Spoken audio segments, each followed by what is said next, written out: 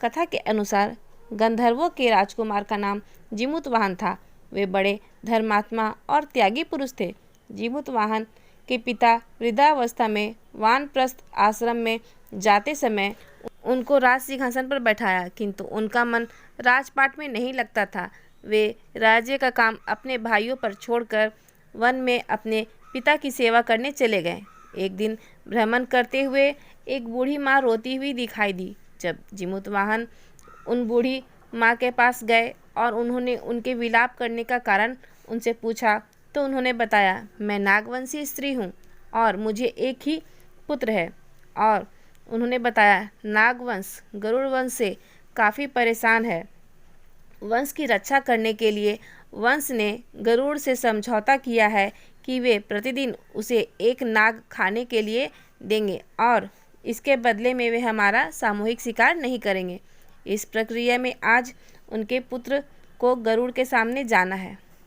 नाग माता की पूरी बात सुनकर जीमूतवाहन ने उन्हें वचन दिया कि वे उनके पुत्र को कुछ नहीं होने देंगे और उनकी जगह कपड़े में लिपटकर खुद गरुड़ के सामने उस शिला पर लेट जाएंगे जहाँ से गरुड़ अपना आहार उठाता है। और जीमूतवाहन ने ऐसा ही किया। जीमूतवाहन लाल कपड़े में लिपटकर शिला पर लेट गए। गरुड़ आए और गरुड़ ने जीमूतवाहन को अपने पंजों में दबा लिया और पंजे में दबाकर पहाड़ की तरफ उड़ गए। जब गरुड़ ने देखा हमेशा की तरह नाग चिल्लाने और रोने की जगह शांत है, तो उसने कपड़ा हटाकर देखा तो उसने नाग की जगह जीमूतवाहन को पाया।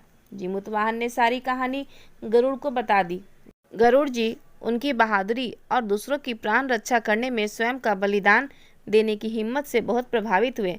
प्रसन्न होकर गरुड़ जी ने उनको जीवन दान दे दिया तथा नागों की बलि न लेने का वरदान भी दिया। इस प्रकार जीमूतवाहन के अदम्य साहस से नाग जाति की रक्षा हुई और तब से पुत्र की सुरक्षा हेतु जीमूतवाहन की पूजा की प्रथा शुरू हो गई। अश्विन कृष्ण अष्टमी को प्रदोष काल में पुत्रवती महिलाएं जीमूतवाहन की पूजा करती हैं।